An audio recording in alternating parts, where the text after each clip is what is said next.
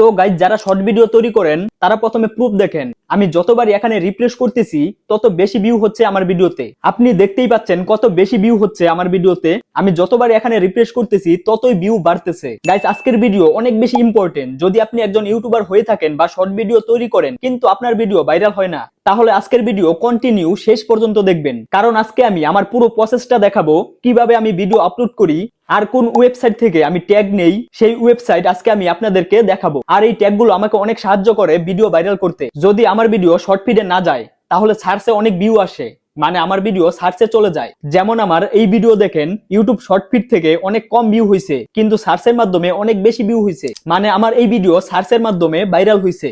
আজকে আমি ভাইরাল ট্যাগের ওয়েবসাইট দেখাবো। যদি আপনি এই ওয়েবসাইট থেকে ট্যাগ নিয়ে ব্যবহার করেন তাহলে আপনার ভিডিও শর্ট ফিডে না গেলেও সার্চে ভিউ হবে।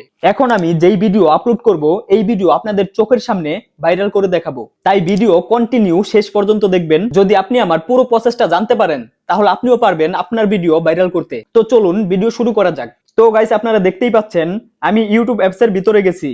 আর এখানে আমার কি হবে ভাই, মানে আমার যে প্রথম চ্যানেল সেটা লগ ইন করা আছে, মানে আমি যেই চ্যানেলে শুধু শর্ট ভিডিও আপলোড করি সেই চ্যানেল লগ ইন করা আছে। আমি ইউটিউব অ্যাপস এর সাহায্যে ভিডিও আপলোড করব। কিভাবে মোবাইল দিয়ে ভিডিও আপলোড করতে হয় সবার প্রথমে আপলোড করার প্রসেসটা দেখাচ্ছি, এতে আপনার ভিডিও ডেফিনেটলি ভাইরাল হবে। আগে ভিডিও আপলোড করার সঠিক প্রসেসটা জানেন। যদি আপনি সঠিক নিয়মে প্রসেসটা জানতে পারেন তাহলে অ্যালগরিদম আপনার ভিডিও ভাইরাল করতে বাধ্য হবে। আজকে আমি আমার পুরো প্রসেসটা স্টেপ বাই স্টেপ দেখিয়ে দিব, তাই ভিডিও কন্টিনিউ দেখেন। তো ভিডিও আপলোড করার জন্য সবার প্রথমে আপনারা ইউটিউব অ্যাপস এর ভিতরে যাবেন। এরপর একদম নিচে শর্ট লেখা আছে, এই শর্টে ক্লিক করবেন, শর্ট ফিড আসবে। এরপরে আবার নিচে দেখেন প্লাস চিহ্ন আছে, এই প্লাসে ক্লিক করবেন। প্লাসে ক্লিক করার পরে এখানে ভিডিও, শর্ট, লাইভ, পোস্ট এগুলো আসবে।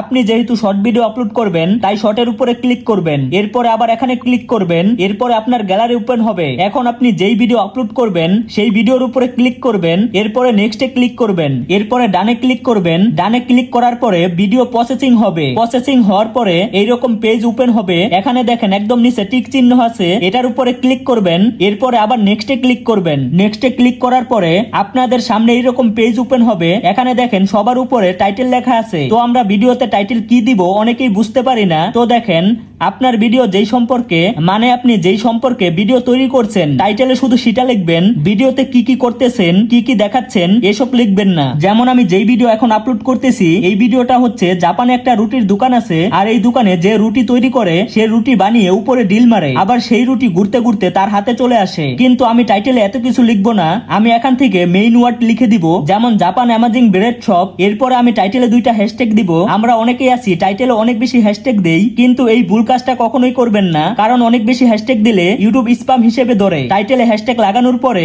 ভিডিও আনলিস্টেড রাখবেন। এখানে আর কোনো কিছু করার দরকার নাই। নিচে দেখেন আপলোড শর্ট লেখা আছে, এখানে ক্লিক করে ভিডিও আপলোড করে দিবেন, তাহলে আপনার ভিডিও আপলোড হওয়া শুরু হবে। তো ভিডিও আপলোড হওয়ার পরে ট্যাগ, ডেসক্রিপশন এগুলো লাগানোর কাজ করতে হবে।